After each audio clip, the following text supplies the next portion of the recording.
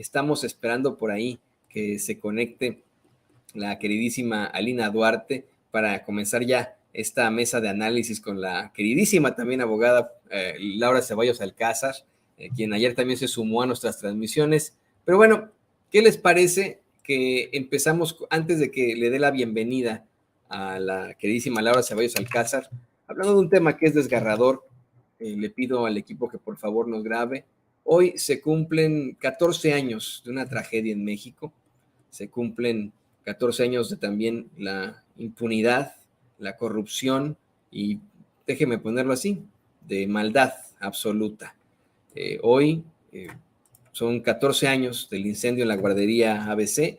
El presidente López Obrador desde la semana pasada había ofrecido que darían un informe hoy con el subsecretario de Gobernación para los Derechos Humanos, Alejandro Encinas, así como con el director del IMSS, Zoé Robledo, quienes hicieron una serie de planteamientos, y algo que me llama mucho la atención, también hablaron de procesos a exfuncionarios. ¿Qué le parece que escuchamos? Vemos esto y lo escuchamos y lo platicamos con la queridísima Laura Ceballos. Con su autorización, señor presidente. Bueno, el día de hoy que se cumple un aniversario de la lamentable tragedia del incendio de la guardería ABC, queremos refrendar nuestro compromiso y solidaridad con los familiares de todas las víctimas, con los sobrevivientes, y refrendar el compromiso para atender y resolver de fondo esta situación, para que haya justicia y se castigue a los responsables. Hemos hecho un esfuerzo por atender de manera puntual a todas las víctimas directas e indirectas, desde las reconocidas por la recomendación de la Comisión Nacional de Derechos Humanos en 2019, que involucra a 936 personas que encuentran con calidad de víctima, 16% de las cuales son víctimas directas, por supuesto, los 49 niños fallecidos y los 104 niñas y niños lesionados, expuestos y no hospitalizados, así como a 783 personas que comprenden a padres, madres de familia, hermanos de niños lesionados y fallecidos, hermanos de segundos matrimonios y núcleos extendidos. La reparación integral se ha venido procesando con 4 componentes a través de distintas instituciones públicas, particularmente en la Secretaría de Gobernación, con la Unidad de Defensa y Protección de los Derechos Humanos y la Comisión Ejecutiva de Atención a Víctimas, así como con el Gobierno de Sonora y el Instituto Mexicano del Seguro Social. A través de la Unidad de Defensa de los Derechos Humanos de la Secretaría de Gobernación, se han erogado recursos para el pago de reparaciones compensatorias a 142 personas víctimas directas e indirectas, particularmente a menores fallecidos, a menores expuestos, a menores lesionados y, por supuesto, adultos lesionados. Por parte de la Comisión Ejecutiva de Atención a Víctimas, se han emitido 327 resoluciones a favor de los núcleos primarios y extendidos de 144 víctimas directas, al tiempo que se brindan servicios de psicología, atención médica y trabajo social. Todas las familias de las víctimas directas cuentan con una forma de reparación. Por parte del Gobierno de Sonora, su aportación fundamental en estas medidas de reparación y compensación son los apoyos de estímulos educativos que al día de hoy... Por supuesto que nosotros estamos pendientes de este caso. Muchas veces hemos entrevistado aquí en Sin Censura a los padres de esos chiquitos, de estos bebés que murieron quemados en medio de una negligencia y que pues nunca tuvieron desafortunadamente algún tipo de justicia. Hasta el momento los verdaderos responsables siguen sin enfrentar las consecuencias. Este hecho se encubrió debido a que la prima de Margarita Zavala era una de las principales responsables, la señora Altagracia Gómez del Campo. Una situación verdaderamente lamentable. No permitieron que los niños llegaran a hospitales acá a los Estados Unidos para mantener el caso como de bajo perfil. Esto lo denuncia el mismo ministro Arturo Saldívar y usted lo sabe perfectamente, un proyecto para que los verdaderos responsables enfrentaran las consecuencias no prosperó en la Suprema Corte de Justicia ante el acoso del secretario de Gobernación de Felipe Calderón y de cómo pues tenía Calderón a todos en la bolsa en ese entonces. Y bueno, sé que es una noticia triste, pero con esto y con la indignación, saludo con mucho gusto y le pido al equipo que nos grabe a mis dos compañeras, a la queridísima Laura Ceballos Alcázar y a la queridísima Alina Duarte, aquí en Sin Censura. Laura, ¿cómo estás? Bienvenida. Bien, querido Toñito, Alina, comadre, te mandan saludos mis compañeros, mis amigos de ahí de las redes también, siempre dicen, salúdame a la gran Alina Duarte, así que no hago sino ser la vocera de estos saludos, porque también de este lado de las redes eres la reina de Xochimilco. A Alina también saludamos con mucho gusto y es el único título nobiliario que yo respeto, exactamente. ¿Y en cuál estoy? Es el único título que estoy dispuesta a pelear. Ya lo hice con Vicente la vez pasada, me lo quiso quitar y dije, no, ya me coronaste como reina, ahora no me la quitas. Pero bueno, feliz de empezar la semana aquí con ustedes, con mi comadrita, gracias Laura, y también pues saluda a esa gente, ¿no? Que se toma la molestia de escucharnos, de seguirnos, de respaldarnos y además de mandarnos saludos. Así que un gustazo, Toñito, Laura, estar aquí como todos los lunes. Pues vamos a darle a la información y al caso, ¿no? Vamos a hablar de estos 14 años de la tragedia en la guardería ABC, creo que es muy, muy importante. En la línea de cómo va, ¿no? Desde la semana pasada hice el comparativo con dos tragedias para dos países. En primer lugar, pusimos lo que ocurre el 11 de septiembre de 1973, durante el golpe de Estado que encabeza el sanguinario dictador Augusto Pinochet. Ocurre una serie de violaciones a los derechos fundamentales de los chilenos. Es uno de los hechos más cruentos en la historia del mundo.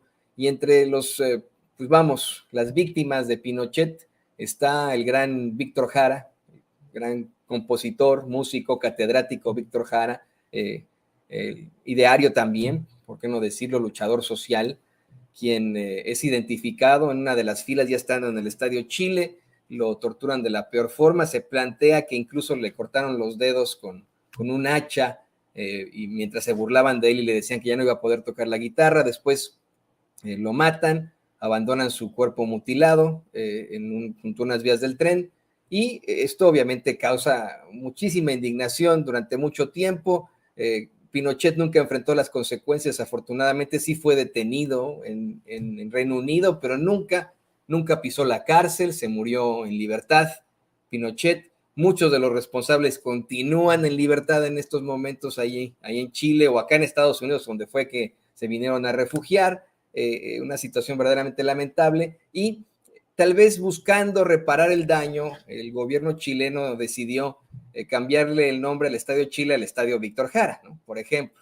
Y hay mausoleos y monumentos a Víctor Jara, pero hace algunos meses se presentó de la forma más desafortunada actos de vandalismo en la tumba de Víctor Jara, en algo que es para mí, incomprensible, ¿no? Un hombre que fue torturado a muerte, y que después su imagen, su memoria intenta ser mancillada.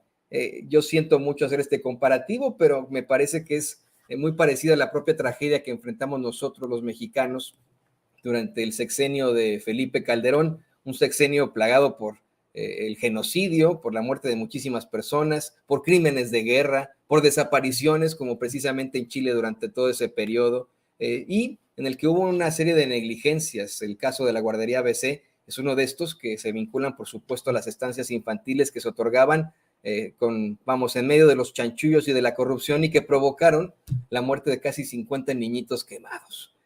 No obstante de lo que han tenido que enfrentar los padres durante estos 14 años, hace una semana y un día, desafortunadamente, un grupo de fascistas fueron hasta las afueras de la corte para no solo golpear a adultos de la tercera edad, sino para mancillar y tirar el monumento, el memorial que crearon para los niños muertos en este incidente tan lamentable. De inmediato me vino a la mente la memoria de Víctor Jara, y cómo es que actúan así los conservadores, los fascistas, cómo es que ni siquiera eso permiten en cuanto al progreso de la humanidad, ¿no? Es siempre la violencia, el mancillar, el destruir, cuando del otro lado lo único que buscamos es el sacar adelante esta humanidad.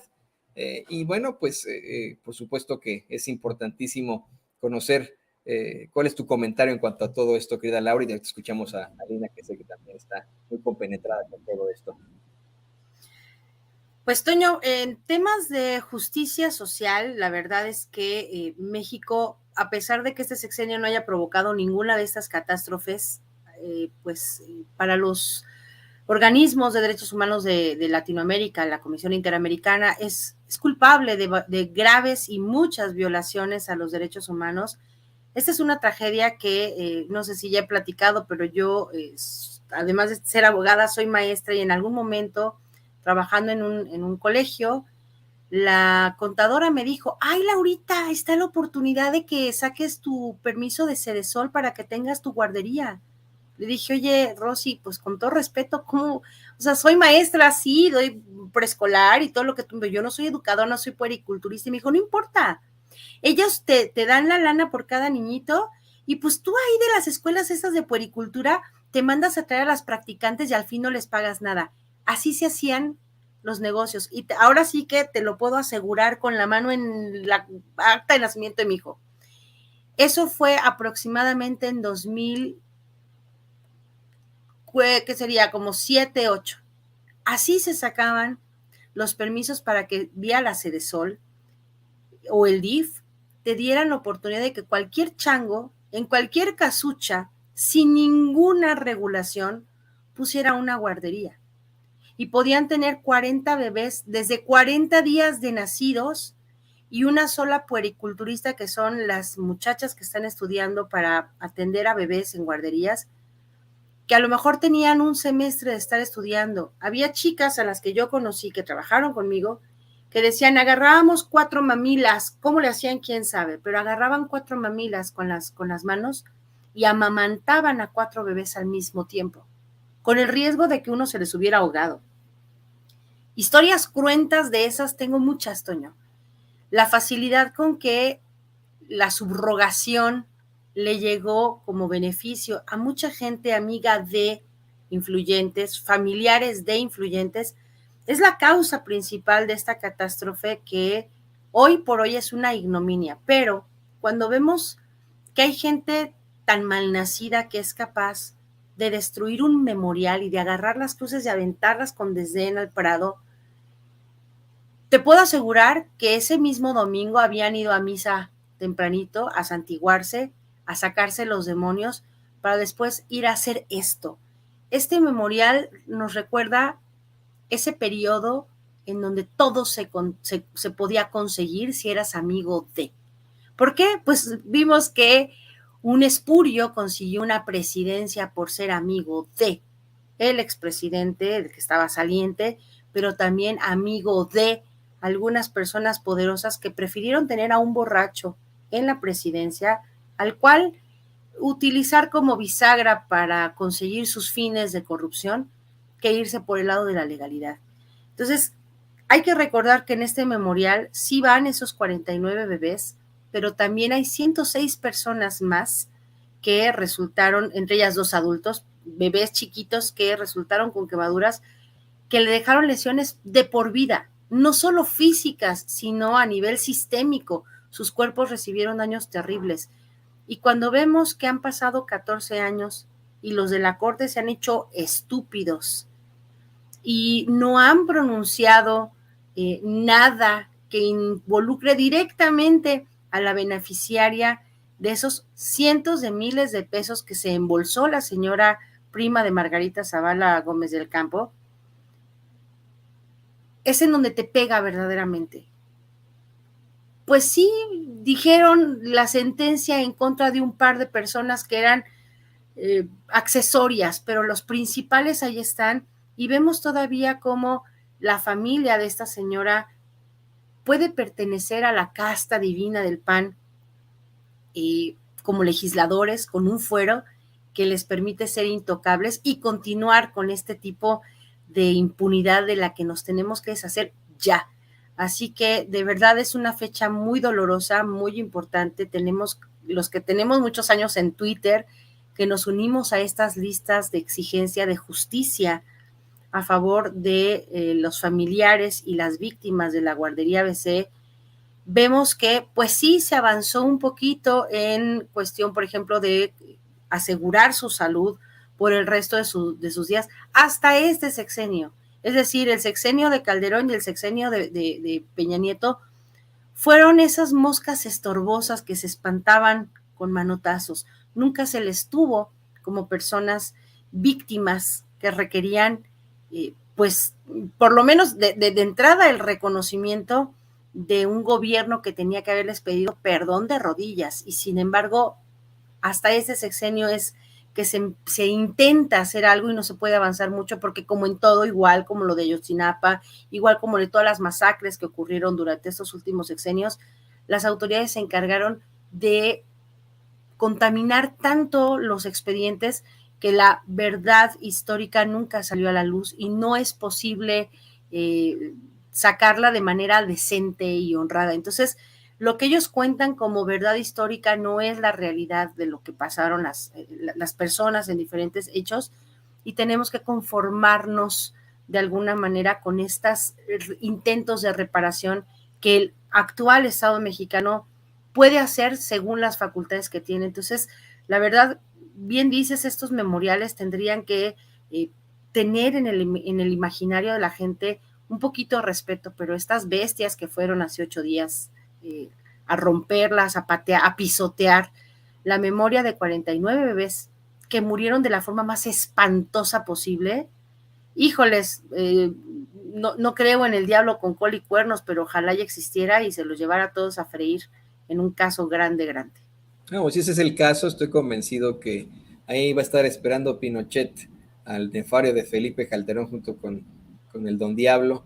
Pero miren, antes de que vayamos contigo, Alina, que hace que te comes las uñas de también comentar sobre este caso, le pido al equipo que nos grabe para escuchar una declaración muy corta del gobernador de Sonora, Alfonso Durazo, sobre precisamente este día y cómo asegura su compromiso es que no se repitan tragedias así en su estado. Hoy se cumplen 14 años de la tragedia de la guardería ABC. Tragedia que indignó al país entero. En ella perdieron la vida 49 niñas y niños y decenas más resultaron heridos. Refrendo el compromiso que tenemos con la memoria de esas víctimas, que día con día nos recuerdan que la corrupción mata. En esta fecha tan dolorosa para las y los sonorenses, como ciudadano, como padre, como abuelo, no puedo más que ofrecer mi empatía, mi solidaridad y mi compromiso total con las madres, padres y sobrevivientes afectados por este deplorable suceso. Como gobernador me corresponde actuar para que el grito de nunca más sea una realidad más que un anhelo. A las niñas y los niños sonorenses víctimas de esta tragedia, ahora adolescentes, les digo que seguiré trabajando para que vivan en condiciones de dignidad. Mi responsabilidad, obligación y compromiso para con las y los sonorenses es garantizar el cabal cumplimiento de la Ley 5 de junio, porque no podemos permitir que una tragedia de esta naturaleza y dimensión, a causa de la negligencia y corrupción de décadas, se repita en nuestro estado. Quiero informar que en marzo pasado se integró por primera vez la Brigada Especial de Guarderías calificada en materia de protección civil y capacitada específicamente para cumplir con el compromiso histórico de llevar a cabo la revisión íntegra y exhaustiva de las 1,456 guarderías y preescolares, tanto públicos como privados, que existen en nuestro estado. Seguiremos fortaleciendo esta brigada, otorgándole mayor presupuesto año con año, integrando más personal capacitado y adquiriendo los recursos materiales que sean necesarios para el cumplimiento de su responsabilidad. También hemos puesto ya en práctica el programa Inspector Ciudadano, a través del cual madres y padres... Con mucho respeto para el gobernador, pues ya son cuestiones más políticas, más de su gobierno. Es importante que se pueda reconocer esto hasta el cansancio. Le pido al equipo que nos grabe para también escucharte a ti, Alina. La verdad es que uno esperaría que los responsables de todo este tipo de actos pudieran enfrentar las consecuencias. Es una raya más para Felipe Calderón en su larga trayectoria de actos nefarios, de situaciones de violaciones a los derechos fundamentales de las personas, pero pues lo tenemos viviendo ahí en Europa como si nada, en Madrid, España. Su esposa sigue siendo diputada, no dudes tú, no dudes tú, Alina, la querida Laura y el querido público consentidor, de que en algún momento obtenga otro cargo de representación popular. La prima, quién sabe dónde ande. Uno de los principales responsables se murió en medio del proceso, ¿no? O sea, no en esto que ocurrió. Y pues así nos estamos quedando, ¿no? En una sociedad sin justicia, como ocurre en muchas partes debido a estos, estas estructuras de la derecha, ¿no? Totalmente de acuerdo, querido Toño. Bueno, lo que estamos viendo ahora con lo de la guardería ABC, ya han pasado bastantes años desde que ocurrió esto y seguimos viendo pues varias cosas, ¿no? Uno, que personajes como Felipe Calderón, como Margarita Zavala, no solo no han pagado ante estos crímenes junto con toda su familia, sino que además viven impunes, queriendo seguir parte del actuar político, y esta es una de las tantas tragedias que se vivieron durante su sexenio y que prefirieron ocultar junto con los medios de comunicación que estaban directamente a su servicio y que trataron de minimizar esto en múltiples ocasiones, o tratando incluso de estigmatizar la lucha de los padres de los 49 bebés que fallecieron por, hay que decirlo abiertamente, un crimen de Estado, ya 14 años que ocurrió esto. Pero también hay que decirlo, que estas imágenes, Toño, que ponían de hace unos días haciendo recuento de los daños, esto que ocurrió en la Suprema Corte, a las afueras de la Suprema Corte de Justicia, en donde atacaron el memorial de los 49, ¿no?, bebés que fueron asesinados en este incendio. No es casualidad que ese monumento estuviera a las afueras justamente de una Suprema Corte de Justicia que en ese momento y a lo largo de los años ha enjuiciado, sí, a 22 de las personas que estuvieron inculpados, pero exoneró a 12 de ellas y ratificó responsabilidad penal a 10. Sin embargo, ninguno ha ido a la cárcel, ¿no? Eso hay que tenerlo muy claro. Uno de ellos, tengo entendido, se intentó dar a la fuga mientras estaba el juicio y es por ello que lo detienen en Guadalajara, pero más allá de esto, realmente no ha ocurrido un acto de justicia, no ha ocurrido pues un avance en la reparación de los daños, y ese es el malestar, pues, que muchas familias, no solo los de la guardería ABC, los de los niños asesinados, sino de las familias que durante el sexenio de Felipe Calderón vieron perder a un familiar, desaparecer, ¿no?, a algunos de sus integrantes, es decir, a miles y millones de familias que han sufrido estos sexenios. Pues definitivamente hay obstáculos todavía, ¿no? Y entonces nos recuerda justamente a eso que ha pasado en otros países. Aquí se le llamó la guerra contra el narco, pero en otros momentos también, en mayor o menor medida, también fue esta guerra sucia. Es decir, hay todo un entramado institucional para garantizar la omisión, la no reparación de los daños y además el establecimiento de garantías de no repetición. Entonces, es bastante lamentable que hayan pasado 14 años, que los padres, las madres sigan todavía en esta lucha, en esta búsqueda de justicia, pero bueno, también yo creo que estamos en otro momento en este país en donde ya no son solo las familias digamos, de estas 49 familias, sino también pues hay, y sobre todo pienso en la audiencia, leyendo los comentarios que están haciendo ahorita en el chat, que están también sumándose a esta exigencia, que en algún otro momento pues también se vio omiso, ¿no?, que esto no ocurría dentro de los medios de comunicación. Así que bueno, creo que eso permite generar mucha más fuerza para demandar justicia a las autoridades, incluida esa Suprema Corte de Justicia de la que tanto hemos hablado últimamente.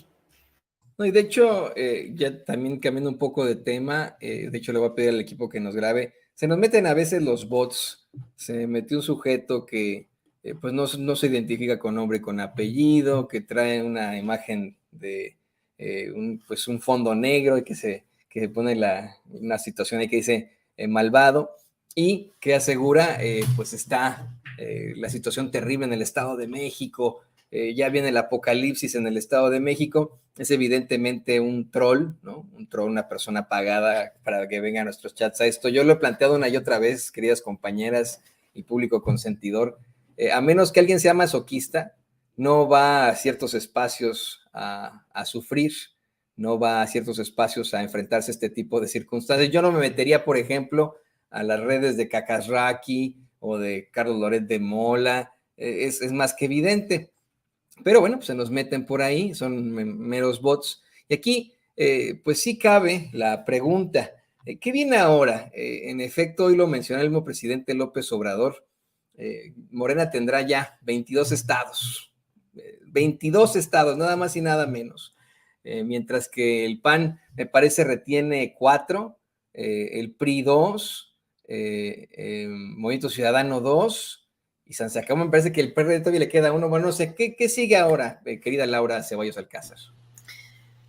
Híjoles, hoy empieza oficialmente pues lo que podremos empezar a planificar como el inicio de 2024, y lo digo con responsabilidad, no estoy diciendo que ya se tiene carta abierta para que los precandidatos a la presidencia ya se desboquen y empiecen a hacer campaña, no son los tiempos, hay que respetar, para nuestra desgracia o fortuna, gusto o disgusto, las reglas electorales prohíben que en este momento se hagan pues ningún tipo de acto que pueda ser señalado como acto de pre-campaña. Estas empezarán por ahí del mes de septiembre, octubre, y pues hasta entonces tendremos la oportunidad de trabajar como grupo, me parece, como personas que estamos todas en el pensamiento de que 2024 tiene que volver a ser para la ciudadanía, a través de un voto libre, directo, secreto, universal, con todas las garantías,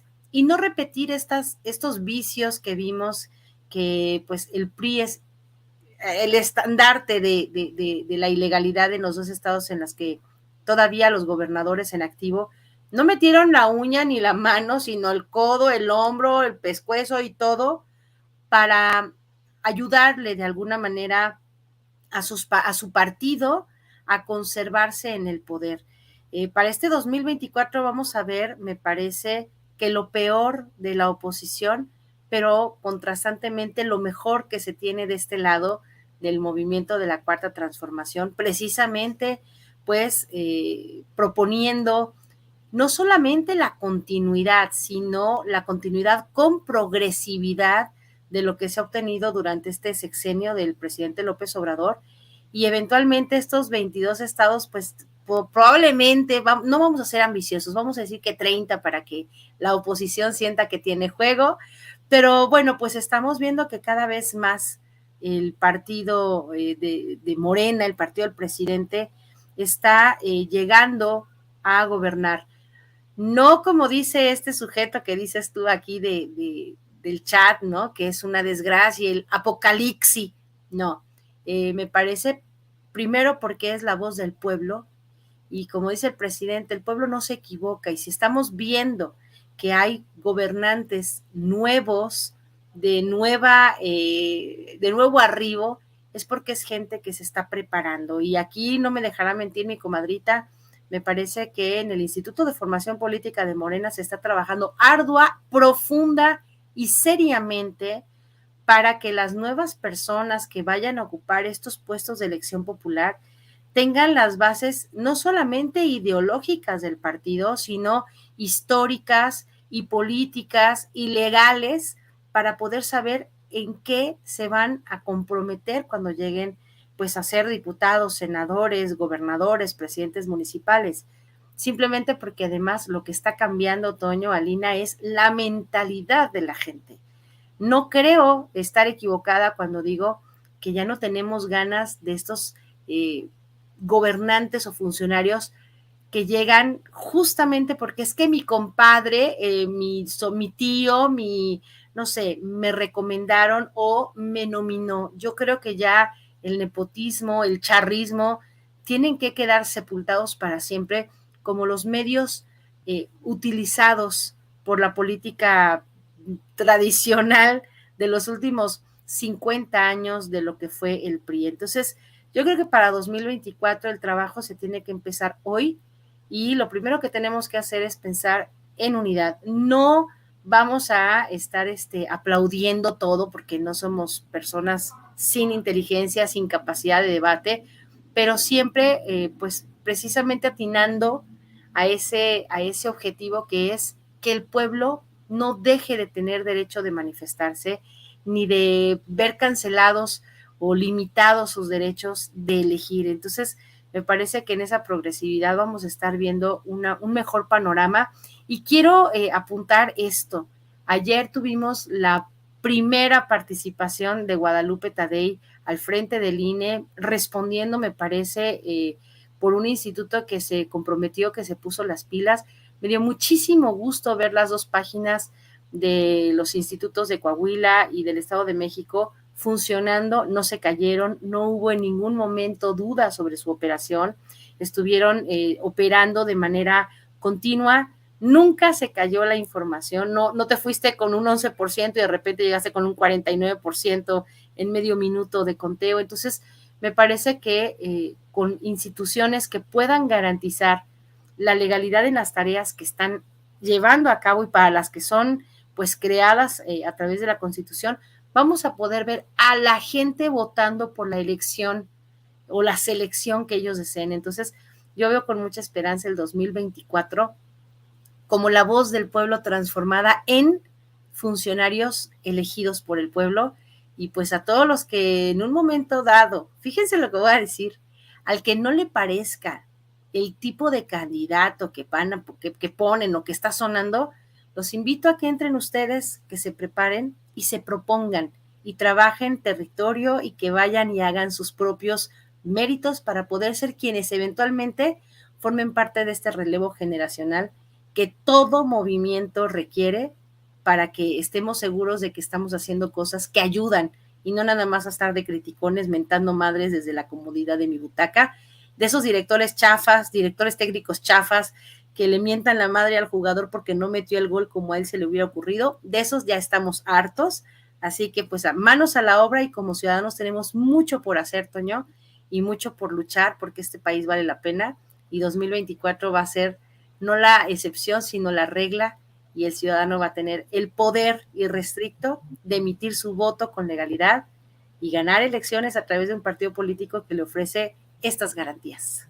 Así es, específicamente ahí en el Estado de México, en el que la gente se unió para sacar al PRI de donde está, ahí es donde se tiene que actuar con la mayor fuerza y con la participación ciudadana. Antes de que continuemos con Alina, le quiero hacer un paréntesis. En unos momentos más no tendremos el programa de nuestro queridísimo compañero Jorge Armando Rocha, está obviamente en luto por el fallecimiento de su padre, Ricardo Rocha, el sensible fallecimiento del periodista Ricardo Rocha, pero en lugar del programa, con mucho respeto, estaremos pasando la entrevista que le realizó Vicente Serrano a Delfina Gómez hace solamente algunos meses, una entrevista en la que se habla de la ilusión, de la, la necesidad de un cambio, en el que también se exhibe la sencillez y la cercanía de la maestra, la cercanía que tiene con el pueblo. No se lo vaya a perder, estamos hablando ya de unos 10 minutitos, tendremos esa entrevista aquí en Sin Censura. Y le pido al equipo que nos grabe para también escucharte a ti, Alina. En efecto, tú eres una de las principales luchadoras sociales en México que llaman siempre a eso, a la participación, a no quedarnos de brazos cruzados, que considera y cree verdaderamente en el poder del pueblo. Ayer se vio, en medio de un aparato absoluto de fraude establecido por el PRI, por la cantidad impresionante de mapaches que tenían, en medio de bloqueos por parte incluso de policías, de entrega de despensas. Se hablaba incluso, me comentó mi mamá, es residente en el Estado de México, dice que hasta en Facebook ponían que si alguien votaba por Alejandra del Moral y ponía su voto, podía ir a ciertos supermercados y le iban a hacer un porcentaje, imagínese usted, de descuento en estos supermercados. A pesar de los pesares, el pueblo dijo no, y el pueblo salió a elegir a una candidata que ellos querían sacar de ahí al PRI. Pero esto es solo el comienzo. Llegará la maestra Delfina Gómez a un gobierno repleto de priistas, Si López Obrador tuvo muchos problemas en todo México al barrer las escaleras de arriba abajo, la maestra Delfina Gómez llegó a un desván que no solo tiene polvo, sino un lodazal ahí impresionante. ¿Qué podemos pensar ya de este nuevo gobierno, querida Lina? Mira, Toño, yo lo decía la vez pasada, las elecciones no son punto de llegada, son punto de partida. Lo más fácil, curiosamente, y aunque se mire difícil, lo más fácil es ir a depositar el voto en la urna. Es salir y que te manchen tu dedito y decir quién quiero que me gobierna. Pero lo difícil es organizarse codo a codo con esa gente, con nosotros y nosotras elegimos, con la gente que nos representa, sea de cualquier partido. Hay que exigirles, independientemente del color del chaleco que traigan, sea vino tinto, sea rojo, sea azul, el poder popular solo se va a ejercer cuando la organización en nuestros barrios, en nuestros centros de estudio, en nuestros centros de trabajo ejerzan el acompañamiento y la suficiente presión a nuestros gobernadores y gobernadoras, diputadas, legisladores, senadores, y entonces sí logremos impulsar una agenda de transformación. En el 2018, Andrés Manuel no dijo esto es un movimiento de regeneración nacional, no es solo para la gente que me cae bien, no es solo para la gente que conozco, ni mucho menos, es un frente amplio, ¿no? En ese momento, si bien asumió que era de izquierda, dadas las condiciones concretas de las elecciones a las que nos enfrentamos en 2018, después de una compra masiva de votos y de conciencias en el 2012, después de un fraude electoral en el 2006, hubo muchísimas alianzas, no necesariamente con gente que sea de izquierda revolucionaria. Se entendió que había que hacer un frente amplio para ir poco a poco avanzando en esa transformación. Y entonces se cerró filas con algunos empresarios, con gente que se asume conservadora ideológicamente, pero que estaba dispuesta, sea por temas de seguridad, de bienestar, de lo que ustedes quieran, se sumaron a esta gran ola, ¿no?, de la 4T. Hoy la 4T tiene muchos significados dependiendo del estado, dependiendo de las latitudes, dependiendo del país en el que se esté. La 4T significa una cosa que no está distante, pues, esta idea generalizada del bienestar, del bien común. Sin embargo, la 4T representa, ¿no?, éxitos, logros y contradicciones dependiendo de dónde se encuentre. La 4T en Estados Unidos todavía, yo lo he dicho abiertamente, todavía representa un reto para toda esa élite privilegiada que forma parte, ¿no?, del servicio exterior mexicano, que no le importa representar a México con el PAN, con el PRI, y que esté enquistada en los consulados, en la embajada, etcétera, etcétera. Y eso también hay que irlo poco a poco desmoronando, y serán nuestros compatriotas, nuestros y nuestras paisanas en Estados Unidos quienes también nos ayuden a impulsar esa agenda. En el caso de México, bueno, hay diferentes 4T, ¿no? Y lo acabamos de ver el día de ayer, tanto en Coahuila como en el Estado de México, hay retos totalmente distintos. En Coahuila todavía hay que asumir, y eso se lo leía al exdiputado Diego del Bosque, donde decía, hay que aceptar que hoy en Coahuila, que hoy es dirigente él de Coahuila, si no me equivoco, él decía, hay que aceptar que aún no somos mayoría en Coahuila y que habrá que seguir transformando y habrá que seguir cuestionándonos por qué Morena no llega, a pesar de la ola obradorista, a pesar, etcétera, etcétera, por qué no logramos ganar, ¿no? Y en una democracia, cuando se gana, se gana, y cuando se pierde, se pierde.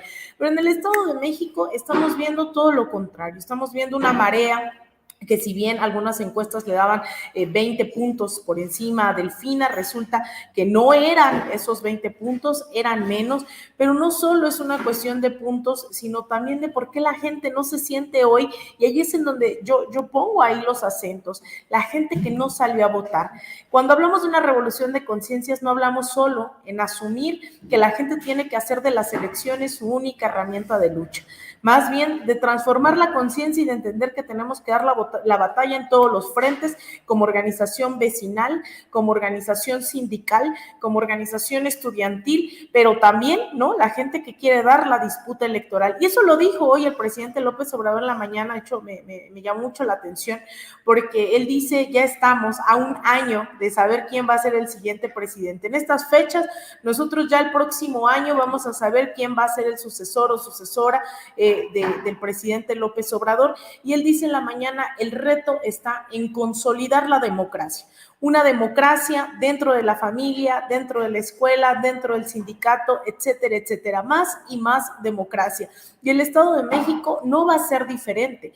Delfina tendrá un gran reto que es de quitar, imagínense, estamos hablando de que son 100 años de que el PRI ha gobernado, y eso implica una cultura priista, una ideología priista, actitudes priistas, praxis priistas, y eso yo lo aseguro, no en el 100%, pero habrá una cantidad de gente que haya dicho, pues voy a votar por Delfina, pero que siga pensando, ¿no? En quién va, en los dedazos, en esas prácticas políticas autoritarias, que siga pensando en cuándo llega mi despensa, cuándo llega, y eso es el gran trabajo al que nos enfrentamos en Coahuila, en el Estado de México, en Xochimilco, nuestros paisanos en Kansas City, en Texas, etcétera, etcétera. Y yo creo que por ahí va. Por ahí va la lucha, el seguir trabajando. Yo le he apostado a dos cosas en este momento de mi vida. Uno de ellos son los medios de comunicación. Acabamos de lanzar, les tenemos una sorpresa ahí, estamos generando un esfuerzo que se llama De Raíz, que es un proyecto justamente comunicacional. Nos pueden seguir ya en redes sociales como De Raíz Media, pero también a la formación política, porque yo creo profundamente en que cuando somos más conscientes de lo que tenemos por delante, de lo que se viene en el 2024, las cosas no están ganadas. Podremos seguir ganando elecciones, pero necesitamos seguir disputando la ideología, las conciencias, las praxis, todo eso. Vamos a tener que seguir luchando, ¿no? Yo lo digo aquí, con eso cierro. Yo no sé si vengo siempre a decirle a la gente, en vez de animarla, a desanimarla y decirles que el camino es larguísimo. Hoy, en 2023, estamos viviendo los logros de generaciones de 1968, del 71, de la lucha zapatista, del feminismo de hace décadas en todo el mundo. Estamos viendo los triunfos de todos esos movimientos sociales, del magisterio disidente, de la guardería ABC, de todos esos, hoy los estamos viviendo. Así que para fortalecer esa lucha, pues tenemos que seguir pensando que el camino no es nada fácil y que apenas empieza en el Estado de México esa transformación, pero que va para largo en todo el país, aún con Andrés Manuel al frente. Todavía hay que seguir luchando y no bajar la guardia. Sí, no, y este camino es como esas rosas llenas de espinas, pero ¿a poco no son dulces las rosas?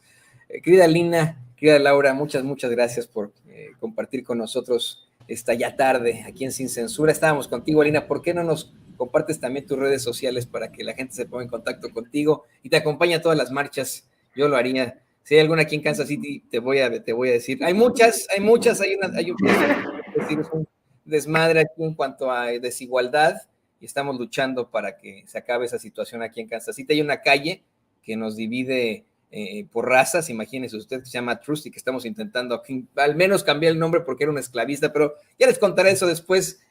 Alina, compártenos por favor tus redes sociales.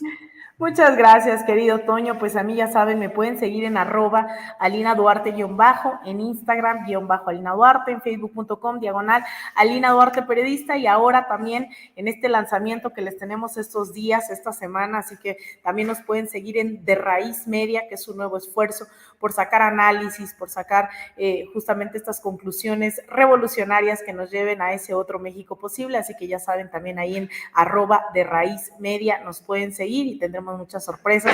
Y pues agradecerte como siempre, Toño, este espacio, esta charla siempre tan amena, tan cómoda, y contigo, querida comadre Laura, también empezar bien la semana con ustedes aquí, obviamente con la audiencia de Sin Censura, que ya vi que me respaldan en mi reino como reina Xochimilca. Así que bueno, ni una monarquía más, pero yo voy a defender ese título nobiliario. Les mando un abrazo, muy linda semana a toda la audiencia, a todo el equipo de Sin Censura, y pues bueno, aquí seguimos, pa'lante. Y yo contigo voy a defender. El único título nobiliario que defiendo es el del reino de Xochimilco, que encabezas. Querida Laura, también por favor compártenos tus redes sociales para que la gente se ponga en contacto contigo, te busque ahí en Sin Línea MX. Claro que sí, salve Regina. Bueno, pues yo estoy en Sin Línea MX, en las cartas sobre la mesa, También estoy en el Twitter en @CeballosLaura, en Facebook como Laura Ceballos _MX. Y pues bueno, también quiero decirles que estos esfuerzos que hace, por ejemplo, mi comadrita Lina, tienen tanto de profundidad. Pues lejos de desanimarnos, creo, querida Lina, que nos inspiras. Me parece que estos son los proyectos a los que nos tenemos que sumar.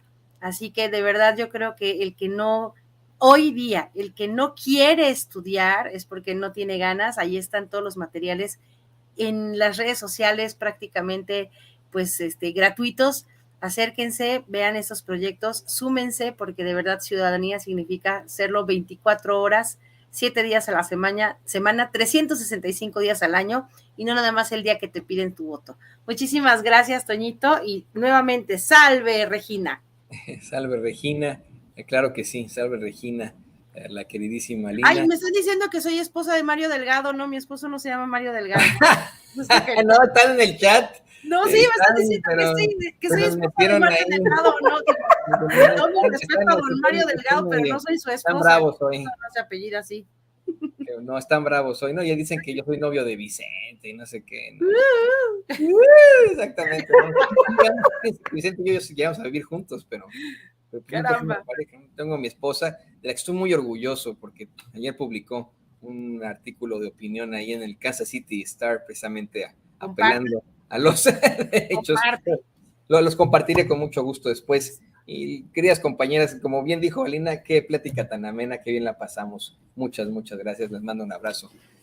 Nos vemos muy pronto. Por cierto, señoras y señores, antes de cualquier cosa, mi queridísima Yule Serep, mi eterna crítica, me decía que la canción esta del Matador, de los Fabulosos Cadillacs, a propósito de su presentación en la Ciudad de México, trata sobre Víctor Jara. Bueno, mencionan a Víctor Jara en la canción, pero no trata sobre una especie de revolucionario, pero se menciona a Víctor Jara en la canción. Vamos a una pausa comercial y regresamos de volada.